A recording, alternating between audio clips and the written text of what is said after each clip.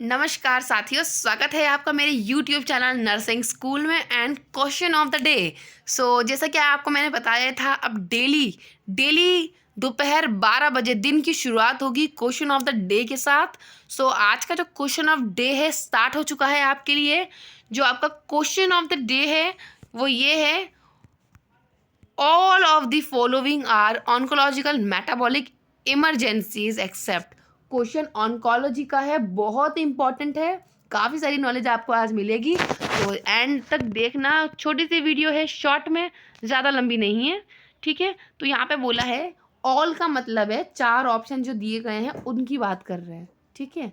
जो चार ऑप्शन दिए गए हैं आपको, उनमें से सारी, ठीक है, जितनी भी हैं चार ऑप्शन है, उनमें से कोई एक है जो ऑन्कोलॉजी मेटाबॉलिक इमरजेंसी नहीं है, और बाकी के तीन ऑप्शन जो है वो ऑन्कोलॉजिकल मेटाबॉलिक इमरजेंसी है। ऑन्कोलॉजिकल का मतलब है वो कंडीशन जो कि कैंसर पेशेंट को कॉज होती है, ठीक है। जो पेशेंट कैंसर से कॉज्ड है ऑलरेडी, उनके अंदर में जो मेटाबॉलिक इमरजेंसीज क्रिएट होती हैं उनकी बात हो रही है यहाँ पर, ठीक है। चार ऑप्शन हम देख लेते हैं पहले। सबसे पहला आपका फेब्राइल न्यूट्रोपेनिया है, फेब्राइल न्यूट्रोपेनिया। एंड दूसरा आपका है ट्यूमर लाइसिस सिंड्रोम। एंड दूसरा है आपका SIADH syndrome of insufficiency of anti diuretic hormone and hyper calcaemia of malignancy, ठीक है। तो इसका राइट आंसर मैं आपको बताऊं दोस्तों, फेब्राइल न्यूट्रोपेनिया जो है ऑन्कोलॉजी मेटाबॉलिक इमरजेंसी नहीं होती है। बाकी की ये तीन जो कंडीशंस हैं, ये तीनों ऑन्कोलॉजिकल मेटाबॉलिक इमरजेंसीज हैं दोस्तों। अब नीचे थोड़ा डीप एक्सप्लेनेशन में पढ़ लेते हैं, ठीक है।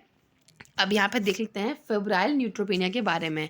ये क्या होता है, पढ़ते जाते हैं हम, समझते जाना आप, ठीक है।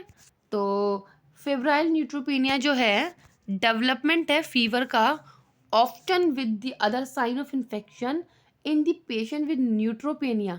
न्यूट्रोपेनिया की कंडीशन में क्या होता है, जो न्यूट्रोफिल्स WBCs होती हैं उनका लेवल डाउन हो जाता है नॉर्मल लिमिट से, and an abnormally low number of neutrophils. Neutrophils granulocytes, a type of white blood cells in the blood. The term neutropenic sepsis जो है is also applied. Febrile neutropenia को हम neutropenic sepsis भी बोल सकते हैं, and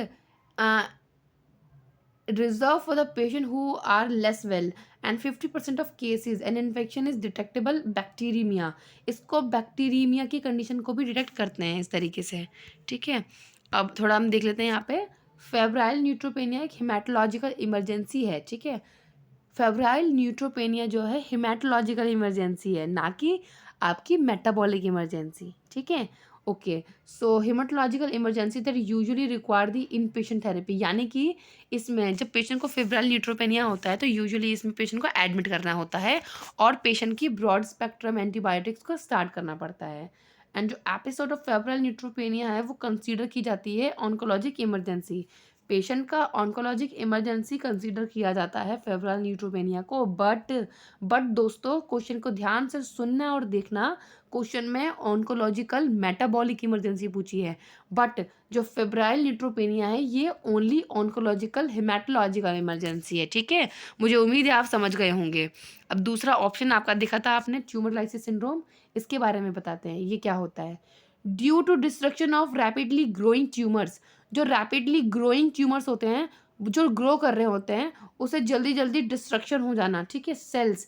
कैसे, रेडिएशन थेरेपी, कीमोथेरेपी, पेशेंट को कीमोथेरेपी चल रही है, रेडिएशन थेरेपी चल रही है, इससे क्या होगा, पेशेंट की जो रैपिडली ग्रो कर रही है ट्यूमर सेल्स, उसमें डिस्ट्रक्शन हो जाएगा काफ़ी हाई स्पीड से।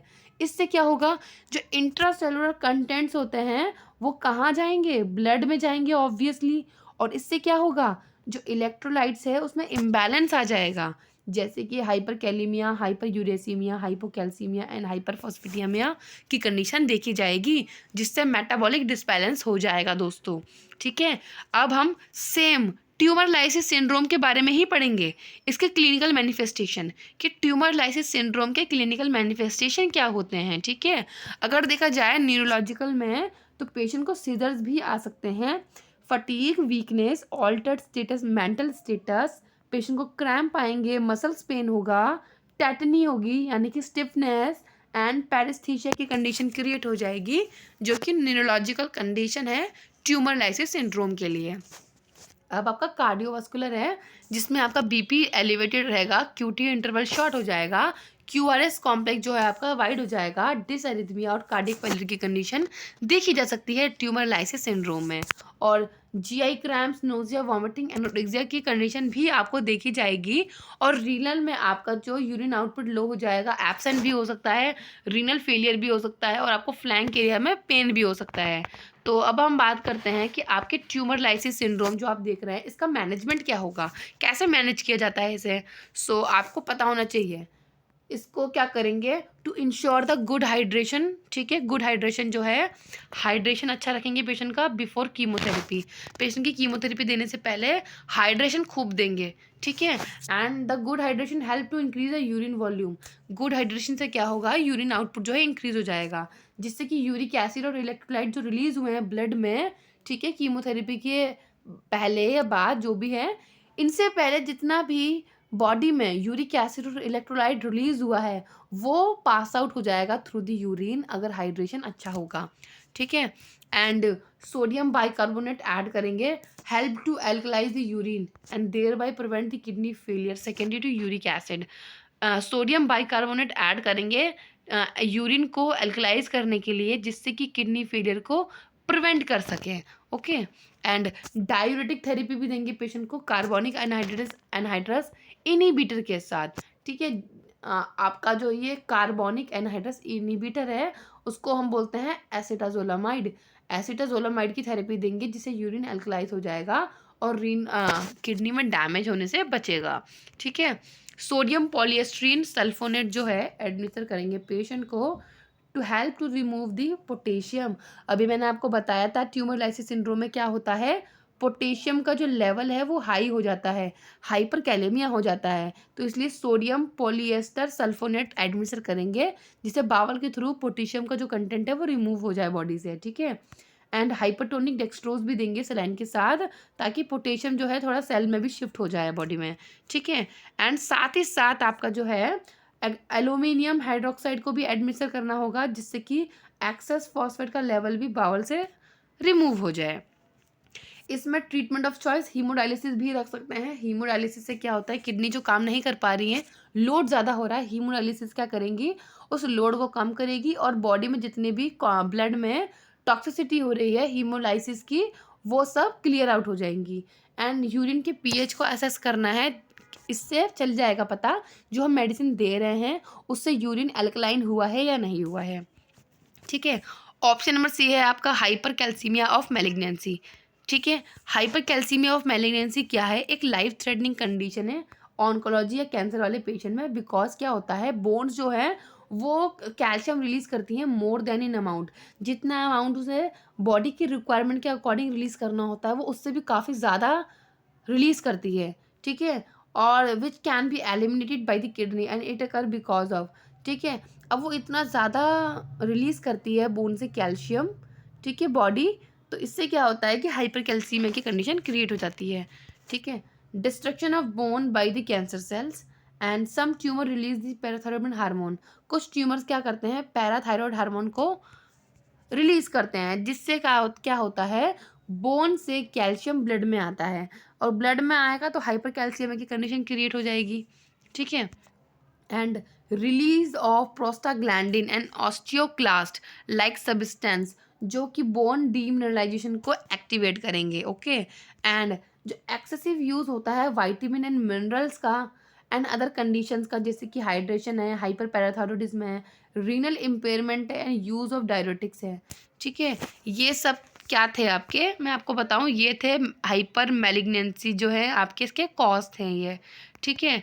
अब आपका क्लिनिकल मैनिफेस्टेशन आ गया है, ठीक है। इसमें क्या है, पेशेंट को ना काफ़ी वीकनेस फील होगी, फटीग रहेगा, थका हुआ रहेगा, उसको फ्रैक्चर भी हो सकता है, उसके रिफ्लेक्स भी कम हो जाएंगे, hyper reflexia, hyper responsiveness, response कम करेगा, पॉलीयूरिया, पॉलीडिप्सिया, डिहाइड्रेशन, डिसएरिथमिया की कंडीशन देखी जाएगी, जो कि हाइपर कैल्सीमिया इन मैलिग्नेंसी देखी जाती है, जो कि एक लाइफ थ्रेटनिंग कंडीशन है दोस्तों। अब इसका क्या मैनेजमेंट होगा देख लेते हैं। अब हम इनकरेज करेंगे फ्लूइड इनटेक, पेशेंट को लैक्सेटिव देंगे, स्टूल सॉफ्टनर देंगे कॉन्स्टिपेशन ट्रीट करने के लिए, ठीक है, एंड मोबिलिटी प्रमोट करेंगे एंड एम्फेसाइज करेंगे इसके इम्पोर्टेंस को in prevent the demineralization and break down of bones, ठीक है। थोड़ा जल्दी चल देते हैं आगे। SIADH जिसको बोलते हैं syndrome of inappropriate anti diuretic hormone, okay. तो यहाँ पे बोला है large amount of anti diuretic hormone जो होते हैं फ्रॉम पोस्टीरियर पिट्यूटरी, ठीक है। इसमें क्या होता है, जो large amount of anti diuretic hormone ADH है जो पोस्टीरियर पिट्यूटरी से क्या होते हैं, रिलीज होते हैं, वो कॉज करते हैं SIDH, ठीक है। सो कॉजेस क्या हो सकते हैं, यहाँ पे कोई एक्टोपिक ट्यूमर भी हो सकता है जैसे कि ब्रोंकोजेनिक कैंसर हो गया, लिम्फोमा हो गया ड्यूडेनम का, ब्रेन, ब्लैडर, पैनक्रियाटिक कैंसर जो कि ADH को सिक्रिएट करते हैं एंड कॉज करते हैं SIADH, ठीक है। अब SIDH की क्लिनिकल मैनिफेस्टेशन क्या है, वाटर रिटेंशन, हाइपोनेट्रीमिया, हाइपोऑस्मोलैलिटी, ठीक है, and extra cellular fluid volume का इंक्रीज होना। फिजिकल मैनिफेस्टेशन जो है रिलेटेड है, हाइपोनेट्रीमिया हो जाएगा, सच एज डिक्रीज हो जाएंगे डीप टेंडन रिफ्लेक्सेस, फटीग होगी, हेडेक होगा, seizures, anorexia, nausea and change in mental status, ठीक है। अब पेशेंट का वेट गेन होगा क्योंकि वाटर रिटेंशन हो रहा है ना, और जुगुलर वीनस का डिस्टेंशन भी हो रहा है, पेशेंट को टैकीकार्डिया भी होगा, टेकिपनिया भी देखा जाएगा, ठीक है। अब इसका मैनेजमेंट तो सिर्फ इतना ही रहता है कि फ्लूइड रेस्ट्रिक्शन रखेंगे और पेशेंट को हाइपरटोनिक सलाइन को एडमिनिस्टर करेंगे दोस्तों। तो question of the day complete हो चुका है। मुझे उम्मीद है आपको आज काफ़ी सारी नॉलेज मिली होगी दोस्तों। Thank you so much video को एंड तक देखने के लिए। ऐसे ही डेली चेक करती रहेगा क्वेश्चन ऑफ द डे दिन की शुरुआत में, ओके। तो गुड बाय।